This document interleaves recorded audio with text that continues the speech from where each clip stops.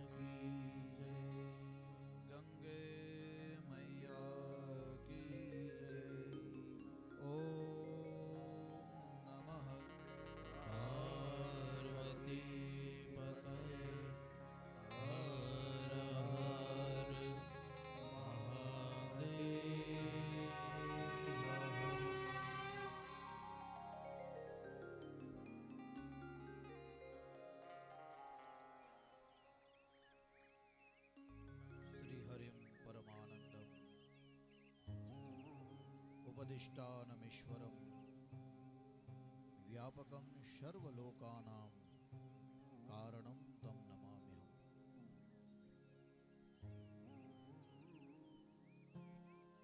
परम करुणा वरुणालय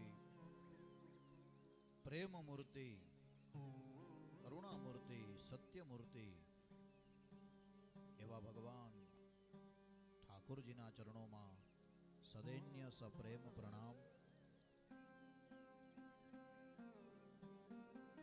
जे पवित्र भूमि है, जे मोक्षनी भूमि है, जे तपनी भूमि है, एवी आ पवित्र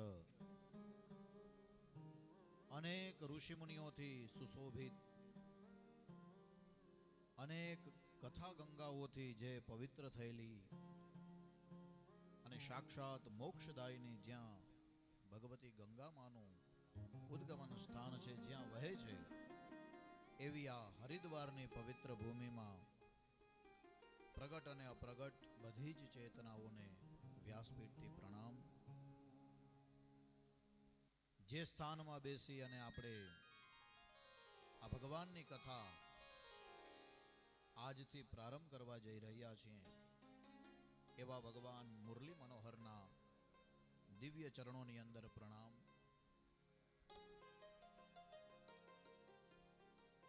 यजमानों द्वारा स्थापित ब्राह्मणों द्वारा पूजित अने सौनु कल्याण करेवा देवी देवताओं जे आवाहित छे, जे प्रसंगे कल्याणना आशीर्वाद आपे एवा बधा देवताओं ने प्रणाम। ब्रह्मवेता ब्राह्मणों अने संगीतना साधकों जेने निरंतर व्यासपीठनी सेवा करे छे एवा संगीतना साधकोना चरणों पण व्यासपीठथी प्रणाम। अंते सियाराम मई सब जग जाने करौ प्रणाम जोर जुग पाने। आप सौना हृदय में विराजमान भगवान राधा कृष्ण ने अने आपना समस्त पितृओं ने प्रणाम करी सौने सप्रेम सादर जय श्री कृष्ण जय सियाराम।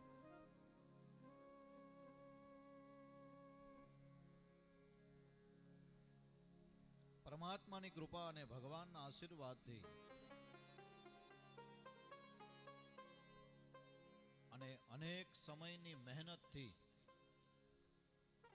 जे कार्यनु आपणे संकल्प लीधो हतो ए कार्यने अत्यारे आपणे प्रारंभ करी रह्या छीए। हिमांशुभाई ओझा जे દીપમાલા ઇવેન્ટનું કાર્ય કરે છે. બધા લોકો એવું કહે કે ભાઈ ઇવેન્ટનું જે કાર્ય કરતા હોય એ પોતાનો સ્વાર્થ જોતા હોય,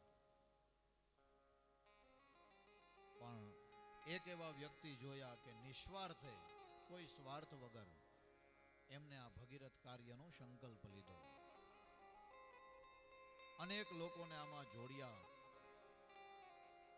અને દિવ્ય યાત્રા, એનો સદવિચાર અને એ વિચારને અત્યારે આપણે પ્રારંભ કરી રહ્યા છીએ ભગવાનની કથા દ્વારા. જન્માંતરે ભવેદ પુણ્યમ તદા ભાગવતીમ લભેત. વ્યાસજી કહે છે કે મનુષ્યના અનેક જન્મ વયા જાય પછી એને ભાગવતજીને સ્પર્શ કરવાનો અવસર મળે, ત્યાં સુધી અવસર પણ નથી મળતો. જ્યારે તમારા ને મારા તો કેટલા બધા પુણ્ય ભેગા થયા હશે કે આપણી ભાગવતજી સાક્ષાત ભગવાનનું સ્વરૂપ, વાંગમય સ્વરૂપ, જેને આપણે આપણા મસ્તક ઉપર ધારણ કર્યું. આ કથાના નિમિત્ત માત્ર મુખ્ય યજમાન ઓઝા પરિવાર બન્યું, પણ એની ઉદારતા કે સૌ કોઈને આ ભાગવતજી એમના મસ્તક ઉપર પધરાવ્યા. જન્માંતરે ભવેત પુણ્યમ તદા ભાગવતીમ લભેત. એક વસ્તુ યાદ રાખજો, ભગવાનને પ્રાપ્ત કરવા કદાચ સહેલા છે, પણ ભગવાનની કથાને પ્રાપ્ત કરવી એ થોડી કઠિન છે. અસંભવ નથી, પણ થોડી કઠિન છે. કારણ કે ભગવાનની કથા સાંભળવી હોય, શ્રવણ કરવી હોય, તો એના માટે આપણે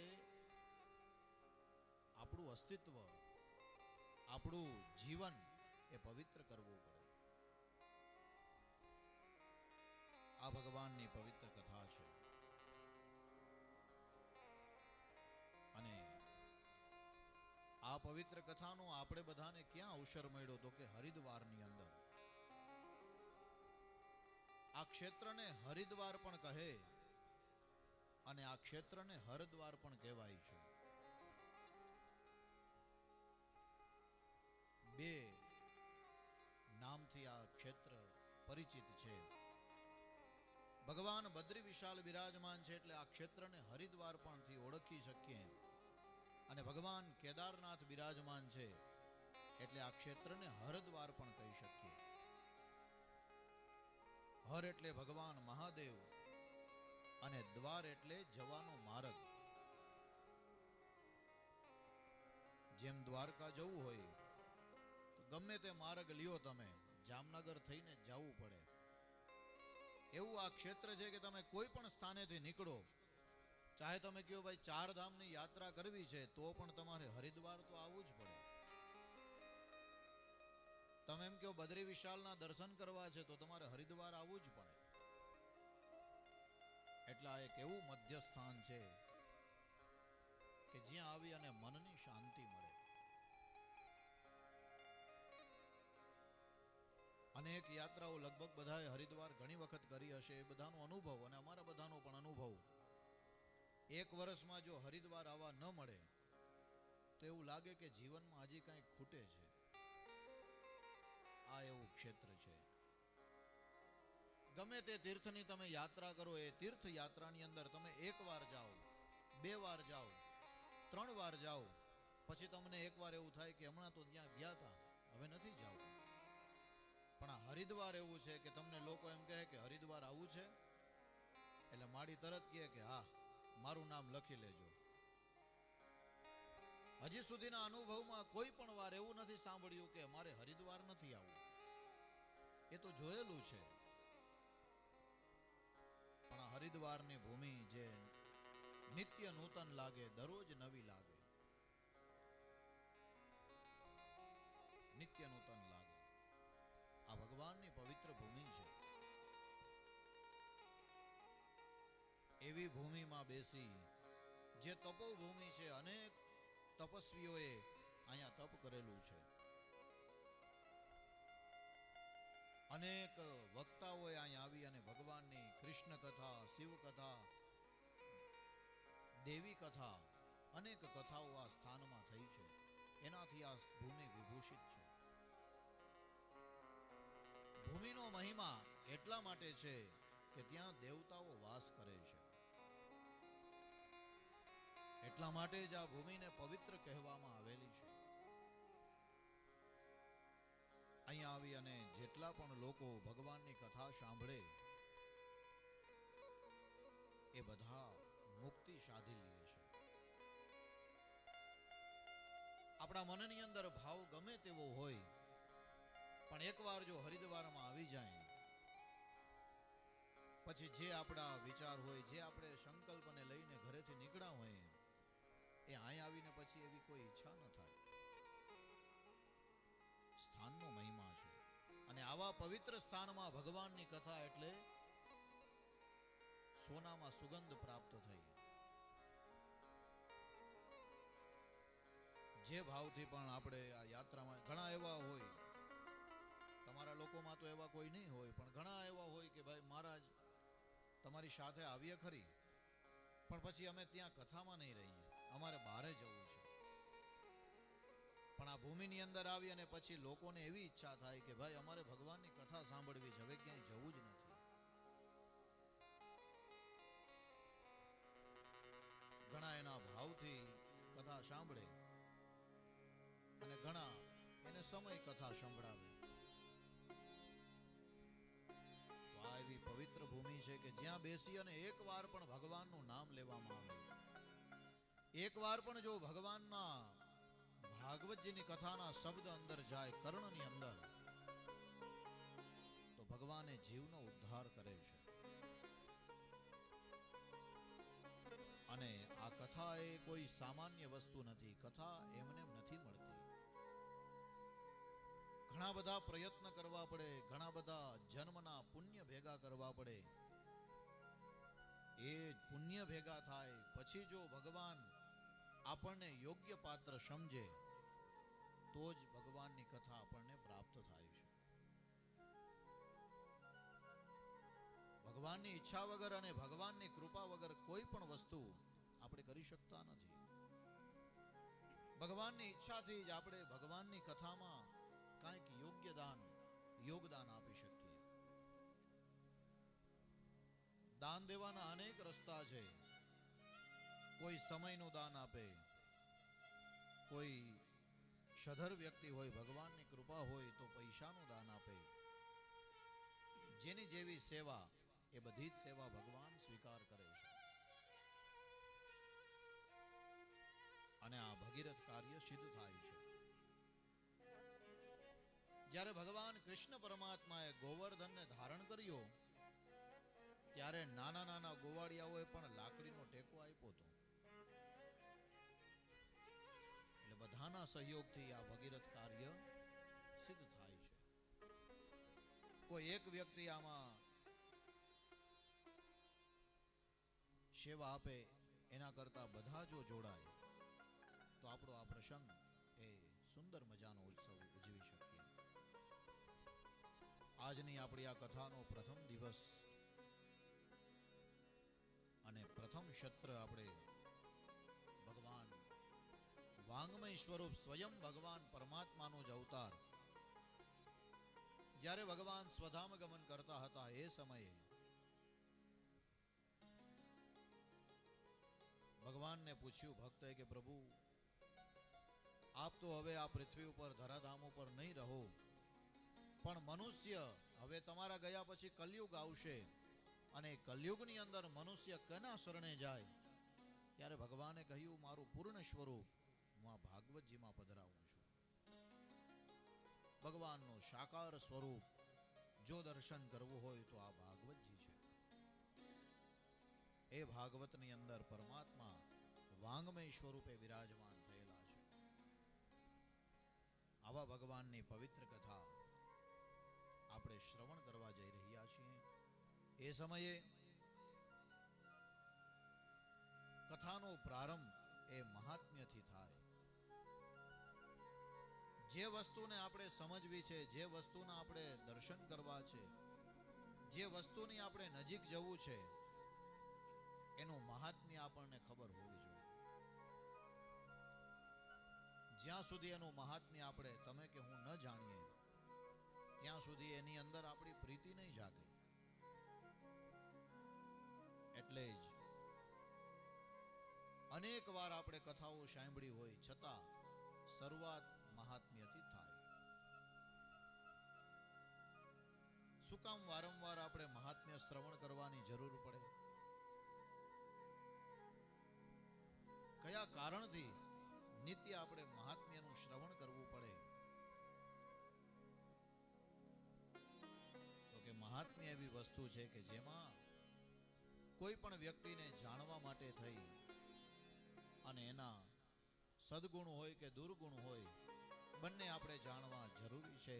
એમાં કૃષ્ણ પરમાત્મા વાંગ્મય સ્વરૂપ ભાગવતજી સ્વરૂપે વિરાજમાન છે.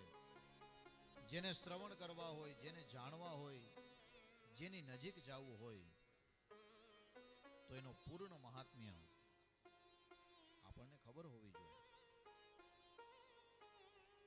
અને મહાત્મ્ય જે છે એ પદ્મ પુરાણ એની અંદરથી લેવામાં 6 અધ્યાયનું મહાત્મ્ય ભગવાને બતાવેલું છે. 6 અધ્યાયનું મહાત્મ્ય એનું શ્રવણ કરીએ. સૌથી પહેલા સચ્ચિદાનંદ રૂપાય વિશ્વોત્પત્યાદિ હેતવે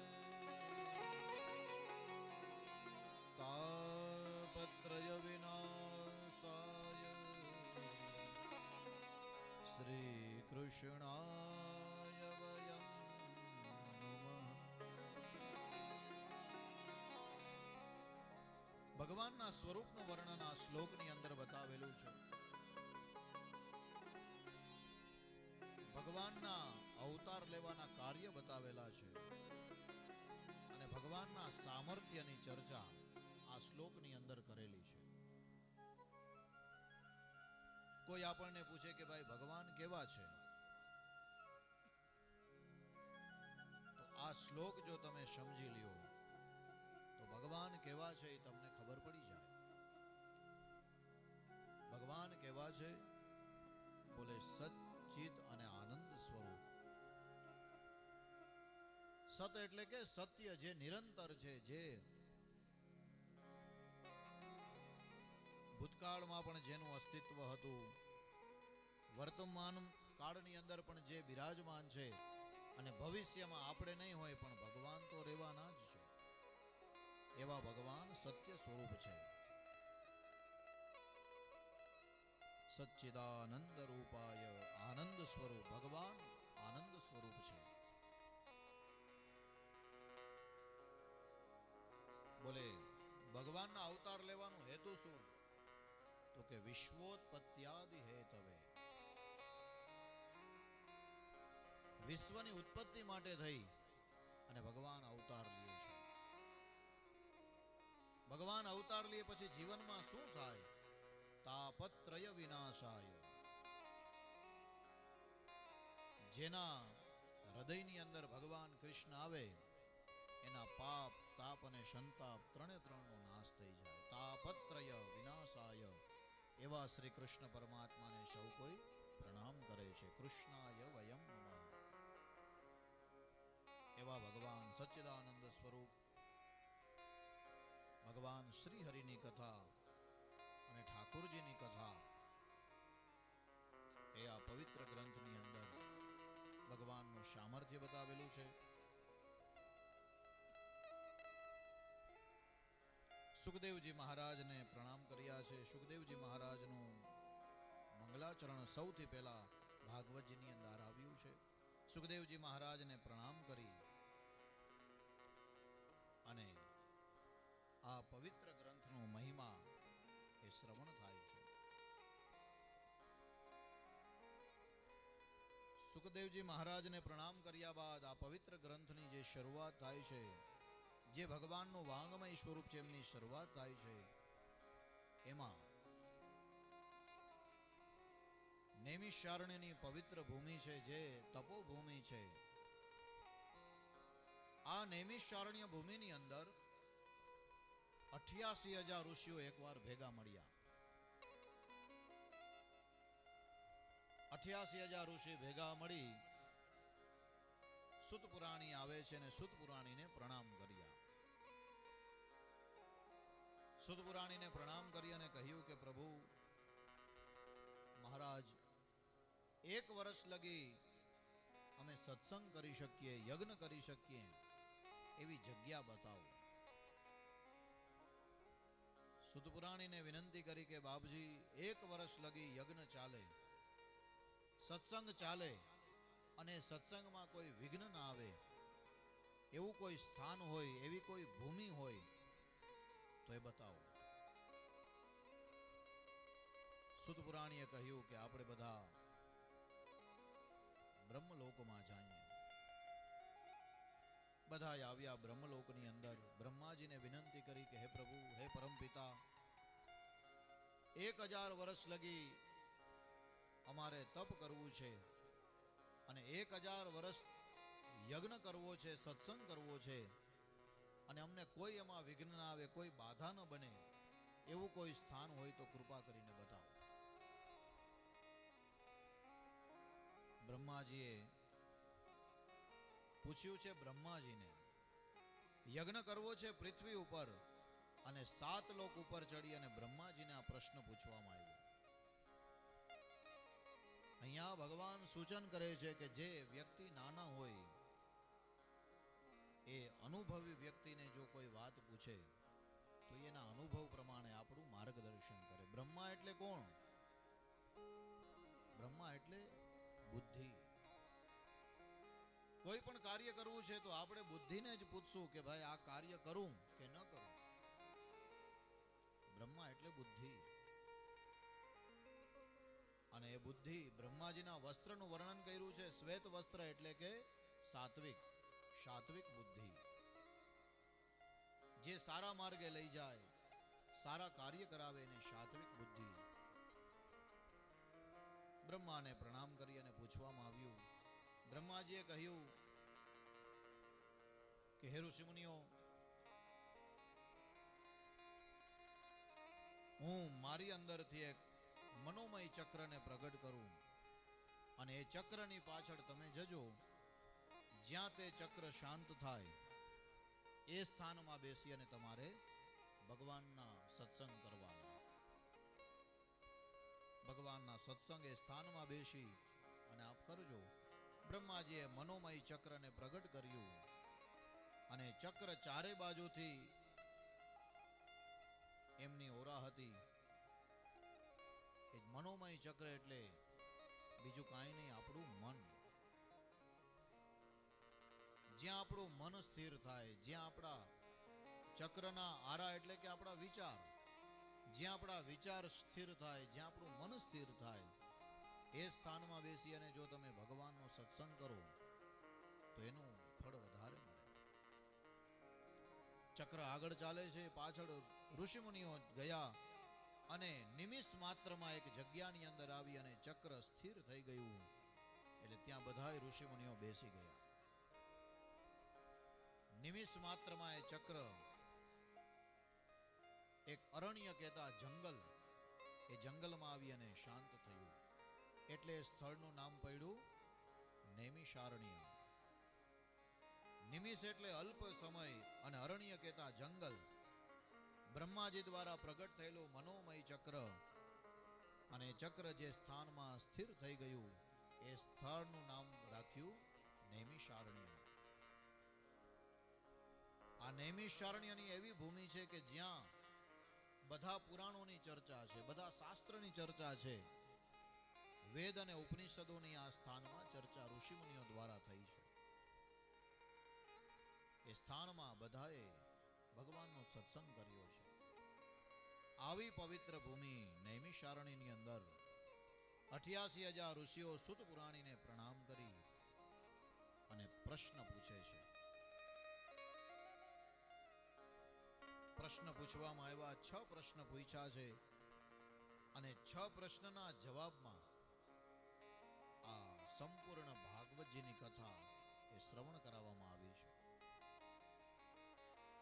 સુતપુરાણીને ઋષિમુનિઓએ પૂછ્યું કે હે મુનિવર,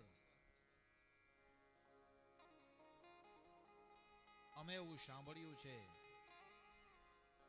કે નારદજીએ આ ભગવાનની કથા કરાવી, તો એનું શું કારણ? કયા કારણે ભગવાનની કથા નારદજીને સાંભળવી પડી? કારણ કે નારદજી એક સ્થળે કોઈ દિવસ રહે નહીં, અને આવા વ્યક્તિએ 7 દિવસ બેસી અને ભગવાનની કથા સાંભળી, તો એનું કારણ શું? કહે છે કે બાપજી, અમે એવું સાંભળ્યું છે કે જેટલો સમય ગાય દોવા એટલો સમય સુખદેવજી મહારાજ કોઈના આંગણે રહે. હવે આવા અવધૂત વ્યક્તિએ 7 દિવસ એક જ સ્થાનમાં બેસી અને મનુષ્યના કલ્યાણ માટે ભગવાનની કથા કહી. શું કારણ હતું? અને સુત પુરાણી પ્રથમ જે પ્રશ્ન પૂછ્યો એનો જવાબ આપે છે. સુત પુરાણી કહે છે કે હે મુનિવરો, એકવાર નારદજી દેવલોકની યાત્રા કરતા કરતા વૈકુંઠમાં આવે છે, અને વૈકુંઠની અંદર આવી અને જોયું છે કે બધા દેવતાઓ ભગવાનને વિનંતી કરે કે પ્રભુ, અમને પૃથ્વી ઉપર જન્મ આપો.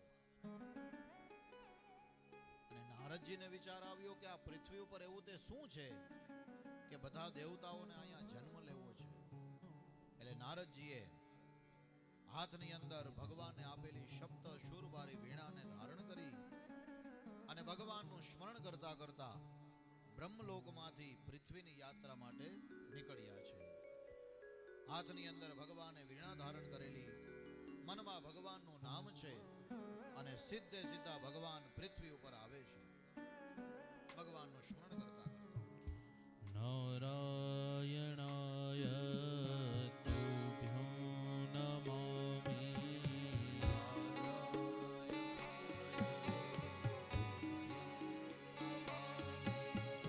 જગદીશ્વરાય તુભ્યં નમામિ.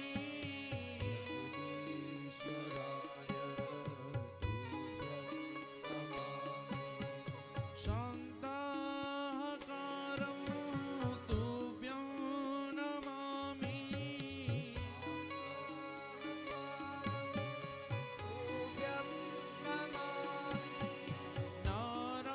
નારાયણાય તુભ્યં નમામિ.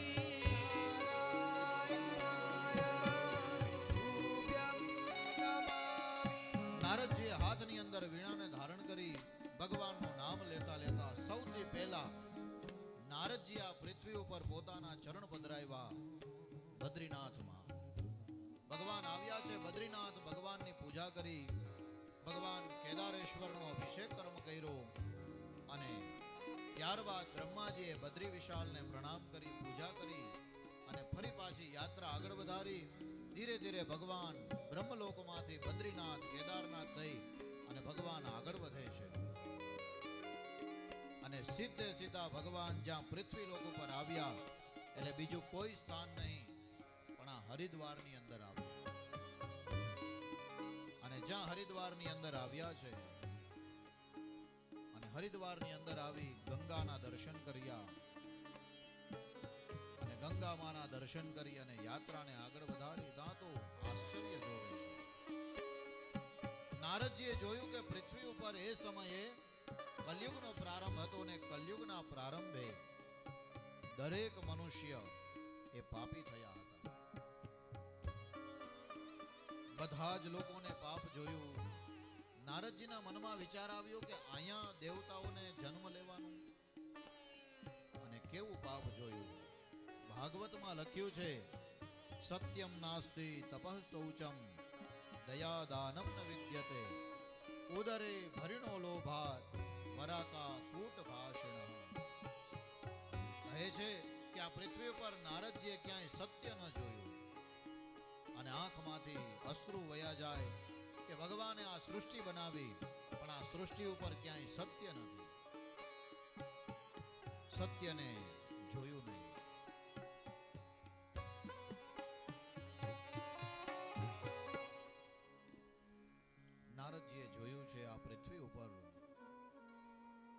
નારદજી સંત છે, એના આંખમાંથી અશ્રુ વયા ગયા. વિચાર કર્યો કે ભગવાને આ સૃષ્ટિ બનાવી, પણ આ સૃષ્ટિની અંદર અત્યારના પાપ છે.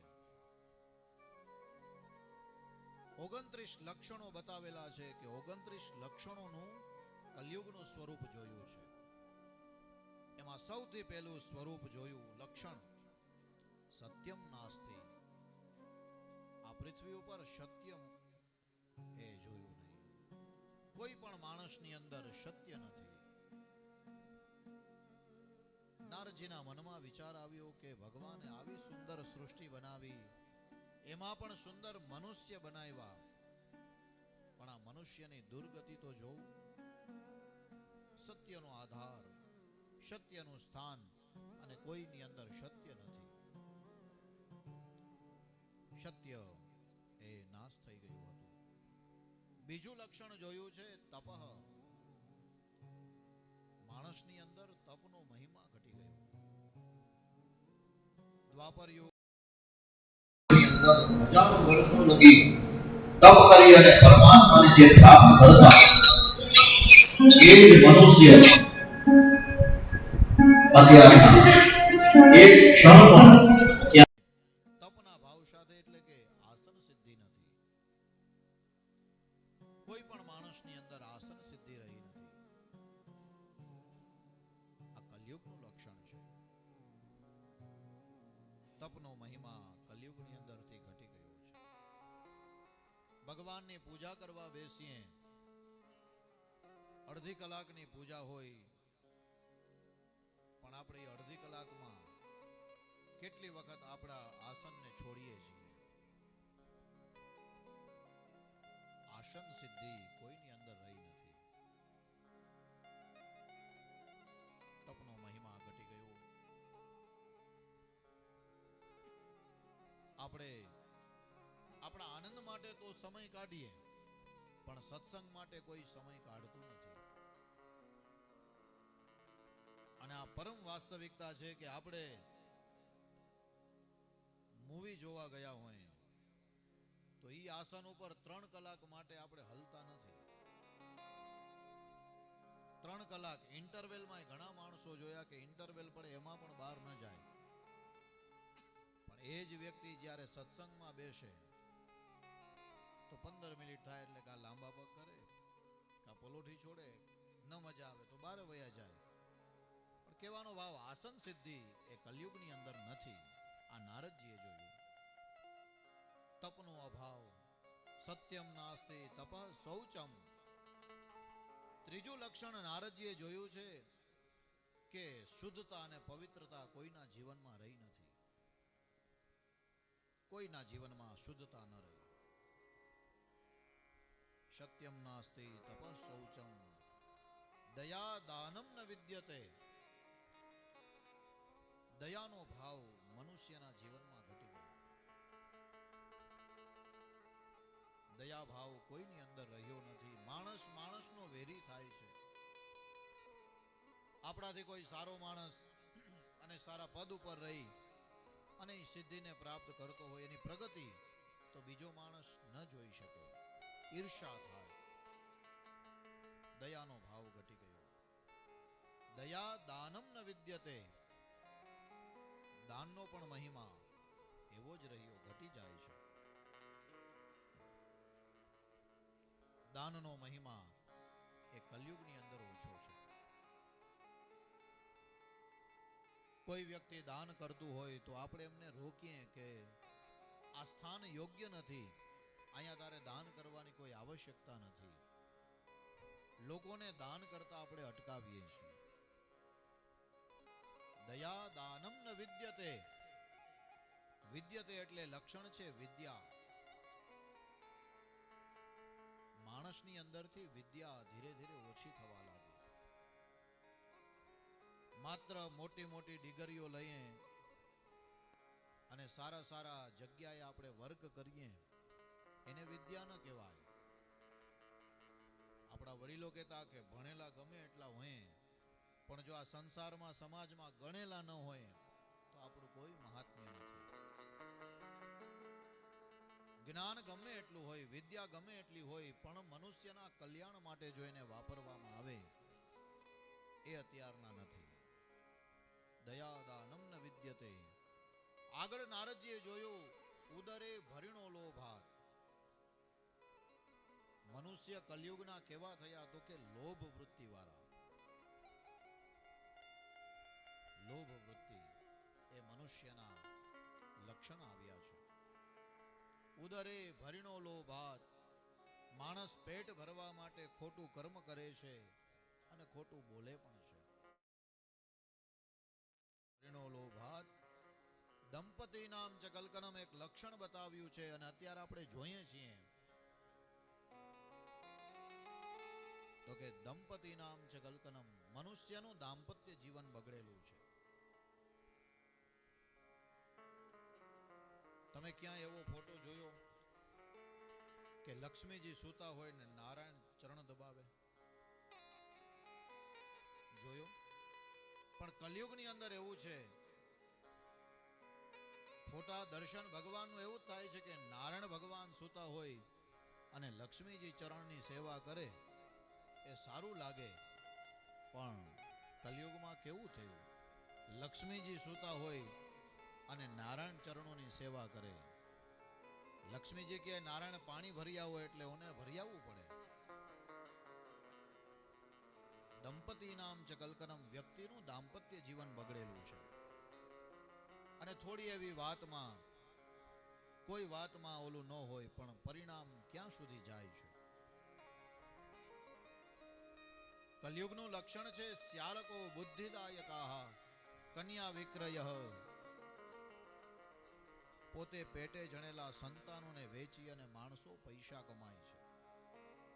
આ કલયુગનું લક્ષણ છે. શ્યાલકો બુદ્ધિદાયકાહ. અને આ લક્ષણ એવું છે કે કદાચ આ બોલું ને તો કાલે બહેનોની સંખ્યા ઓછી હોય, કથામાં ભાઈઓ વધારે હોય. એટલે આ લક્ષણને આપણે બહુ વિસ્તાર નથી કરતા. શ્યાલકો બુદ્ધિદાયકા. આમાં સમજ પડી ગઈ તો ઠીક છે, કોઈ ચોખવટ કરવાનું નહીં કહેતા કે કરવી છે, બાને સાંભળવી છે. શ્યાલકો બુદ્ધિદાયકા એટલે કલયુગનું લક્ષણ છે કે કલયુગની અંદર સગા ભાઈનો કોઈ નહીં માને, શાળાનું માનશે અને માનવું જ પડે. શ્યાલકો બુદ્ધિદાયકા, શાળાની બુદ્ધિ પ્રમાણે એ કલયુગના નારાયણ ચાલશે. આવા ઘોર કલયુગના દર્શન કર્યા અને નારદજીના મનમાં ચિંતા વધી કે ભગવાને અહીંયા દેવતાઓને આવવાની શું એવી ઈચ્છા, અહીંયા દેવતાઓને આવવાનું એવું શું કારણ? નારદજી થાક્યા અને વિચાર આવ્યો કે જ્યાં ભગવાને લીલા કરી છે એ સ્થાનમાં જાઉં. એટલે હરિદ્વારથી ભગવાન નીકળ્યા છે યમુનાજીના કિનારે. અને જ્યાં યમુનાજીના કિનારે ભગવાન પહોંચ્યા, નારદજી ત્યાં મોટું આશ્ચર્ય જોયું. એક સ્ત્રી હતી અને સ્ત્રીએ નારદજીને પોકાર્યા છે, ભો ભો સાધુ ક્ષણમ તિષ્ઠ મચ્ચિંતામપી નાશનમ. હે નારદજી, થોડીક વાર ઉભા રહો, મારી ચિંતાનું સમાધાન આપો. નારદજીએ જોયું ચારે બાજુ કે કોઈ સ્ત્રી મને બોલાવે છે. અને જ્યાં આવ્યા નારદજી, એક સ્ત્રીને જોઈ છે. યુવાન સ્ત્રી હતી. નારદજીએ કહ્યું કે બોલો દેવી, શું કામ છે? અને આપના ખોડાની અંદર બે વૃદ્ધ બાળકો, જે વૃદ્ધ છે, જે સૂતેલા વ્યક્તિ છે, એ કોણ છે? અને ત્યારે નારદજીએ પ્રશ્ન પૂછ્યો અને જે સ્ત્રી હતી એ પોતાનો પરિચય આપે છે. અહમ ભક્તિ રીતે રિખ્યાતો ઇમો મે તનયો મતો જ્ઞાન વૈરાગ્ય નામાનો કાલ યોગે ન જર્જરો. કહે છે કે નારદ, હે પ્રભુ, મારું નામ ભક્તિ મહારાણી છે. નારદજી એમના ચરણમાં પડી ગયા કે ઓહો, આપ તો સાક્ષાત ભગવાનના દાસી છું. આ બે બાળકો જે સૂતા છે, જે વૃદ્ધ છે, એ કોણ છે? ભક્તિ મહારાણી કીધું કે આ બે મારા સંતાન છે. અને નારદજીને આશ્ચર્ય થયું કે દેવી આવું હોય? મા યુવાન અને એમના સંતાનો વૃદ્ધ એ કઈ રીતે બને?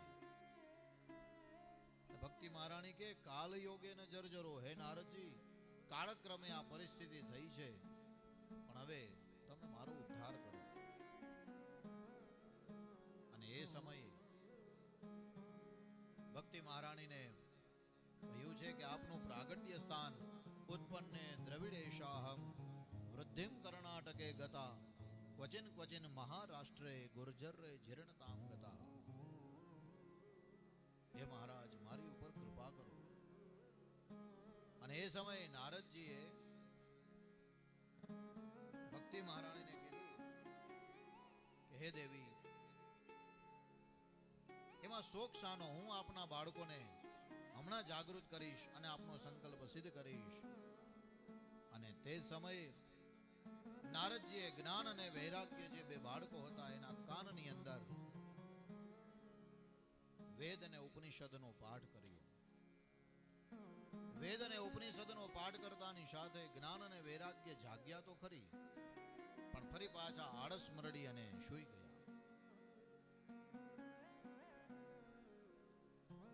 નારદજીના ઉદ્યમને થોડો નિષ્ફળ જતા જોઈ નારદજી મનમાં દુઃખ થયું. અને ભગવાનનો ભક્ત જ્યારે દુઃખી થાય એ ભગવાનથી ન જોવાય. એટલે ભગવાને આકાશવાણી કરી કે હે નારદજી, આપનો ઉદ્યમ સફળ થશે, સત્કર્મ કરો.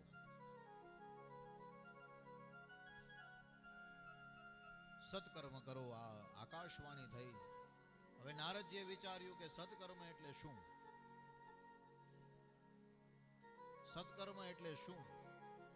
અને નારદજી આકાશવાણી સાંભળી ભક્તિ મહારાણીને કીધું કે હે દેવી, આપના બાળકોને અને આપનું કાર્ય સફળ કરીશ, પણ આપ ધૈર્ય ધારણ કરો. કારણ કે આપના બાળકોને મારે જગાડવા પણ છે, એમની યુવા અવસ્થા એને પ્રાપ્ત પણ કરવી છે, અને આપનું કાર્ય સિદ્ધ પણ કરવું છે. પણ હે ભક્તિ મહારાણી, યાત્રિકો બધા ગઈકાલથી નીકળ્યા છે ને ભૂખ પણ લાગી હશે. એટલે ભક્તિ મહારાણીને ત્યાં વિસામો આપી અને નારદજીએ કહ્યું કે આવતીકાલના સવારના 9 વાગ્યાના સત્રની અંદર ભક્તિ મહારાણીના બંને બાળકો જે જ્ઞાન અને વૈરાગ્ય છે એ નારદજી દ્વારા એમનો સંકલ્પ સિદ્ધ થશે. અને નારદજીએ સૌથી પહેલી ભગવાનની જે પવિત્ર કથા છે, જ્યાં આપણે કથા કરી રહ્યા છીએ એની બરોબર નજીકના જ સ્થાનમાં નારદજીએ ભગવાનની પાછળ અને જ્ઞાન વૈરાગ્યને જાગૃત કરવા માટેથી ભગવાનની કથા કરી. આ પવિત્ર કથા આપણે આવતીકાલના સવારના 9 વાગ્યાના સત્રમાં, કારણ કે આપના બધાના મુખ ઉપર કાયદેસર થાક દેખાય છે. યાત્રાનો થાક એ યાત્રા કરવાનો આનંદ ત્યારે જ આવે કે જ્યારે માણસ એકદમ શુદ્ધ અને વ્યવસ્થિત હોય. એટલે આવતીકાલે આપણે સવારે 9 થી 12:30 સત્રની અંદર ભક્તિ મહારાણીનું ચરિત્ર, મહાત્મ્યની અન્ય કથા અને પ્રથમ સ્કંદની પ્રારંભની કથા એ આપણે આવતીકાલના સત્રમાં ગ્રહણ કરશું. અત્યારની કથાને આપણે વિરામ આપીએ એ પહેલા 1-2 મિનિટ માટે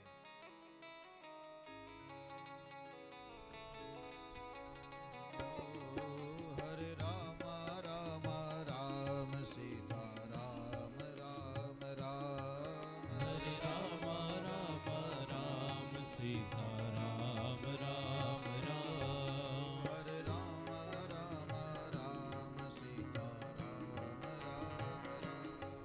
હરે રામ રામ રામ સીતા રામ રામ રામ.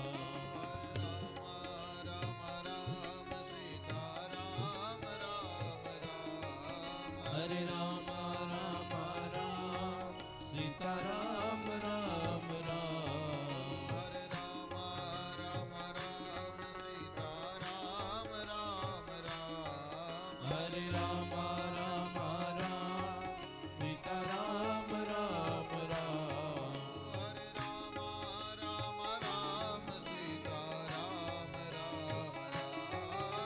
હરે રામ રામ રામ સીતા રામ રામ રામ. હરે રામ રામ રામ સીતા રામ રામ રામ. હરે રામ રામ રામ સીતા રામ રામ રામ. હરે રામ રામ રામ સીતા રામ રામ રામ. હરે રામ રામ રામ સીતા રામ રામ રામ. હરે રામ રામ રામ સીતા રામ રામ રામ. હરે રામ રામ રામ સીતા રામ રામ રામ. હરે રામ રામ રામ સીતા રામ રામ રામ. હરે રામ રામ રામ સીતા રામ રામ રામ. હરે રામ રામ રામ સીતા રામ રામ રામ. હરે રામ રામ રામ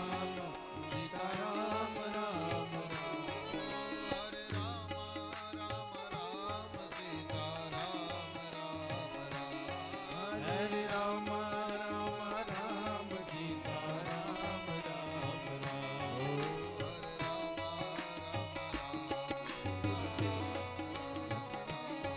હરે રામ રામ રામ સીતા રામ રામ રામ. હરે રામ રામ રામ સીતા રામ રામ રામ. હરે રામ રામ રામ સીતા રામ રામ રામ. સીતા રામ રામ રામ. રાજા રામ રામ. હરે કૃષ્ણ હરે કૃષ્ણ કૃષ્ણ કૃષ્ણ હરે હરે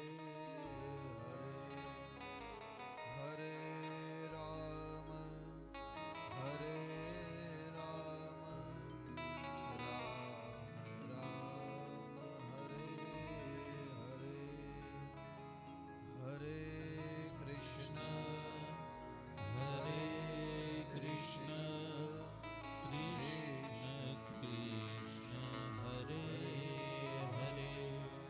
હરે રામ હરે રામ રામ રામ હરે. પવન તનય સંકટ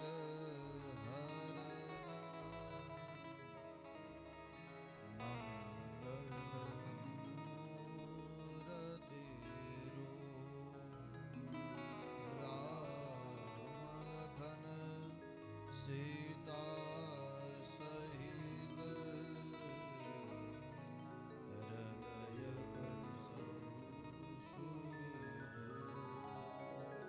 આજની કથા અહીંયા વિરામ લે છે. આવતીકાલે સવારે 9 વાગે ફરી પાછા ભગવાનની કથા શ્રવણ કરીશું ભાવથી. શ્રી દ્વારિકાધીશની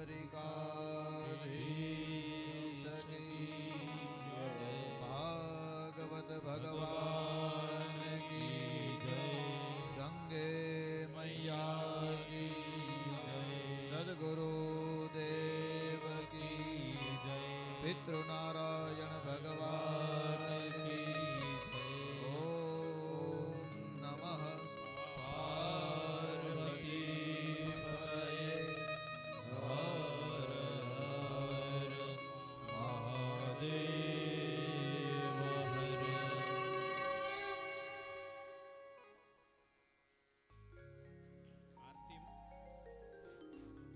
યજમાન પરિવાર ભાગવતજીની આરતી માટે વ્યાસપીઠ પાસે પધારે. જે પોથી યજમાનો છે એમનો પરિવાર અને આરતી માટે બધા આવી જશે. આરતી થઈ જાય ત્યારબાદ યજમાનો જે પોથી યજમાન અને મુખ્ય યજમાન છે એ પરિક્રમા કરશે. ત્યાર પછી જે કોઈ ભક્તોને પરિક્રમા કરવી હોય, ભાગવતજીના દર્શન કરવા